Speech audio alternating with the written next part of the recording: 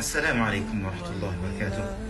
أحبابي الكرام، ikiwa ni halaka yetu ya 27 sawa na tarehe 27 ya mwezi mtukufu wa Ramadhani, namuomba Allah subhanahu wa ta'ala atutakabalie ibada zetu na dua zetu na bidii zetu, Allahumma amin.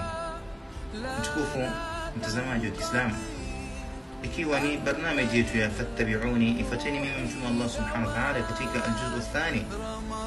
Mpendwa mtukufu wa Kiislamu, tumemzungumzia mtume sallallahu alaihi wasallam katika halakati nyingi sana, na tumeona ya kuwa alikuwa akijitahidi katika kumi la mwisho hili kwa kuzidisha taa mbalimbali, bali akiwashirikisha wake zake, akiwashirikisha familia yake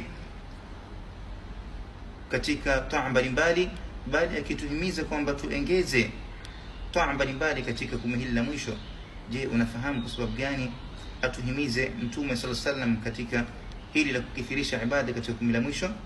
Je, unafahamu kuna siri gani ambayo kwamba ilomfanya mtume sallallahu alaihi wasallam au atajitahidi zaidi na zaidi katika kumi hili la mwisho zaidi ya kujitahidi kwake katika siku zingine?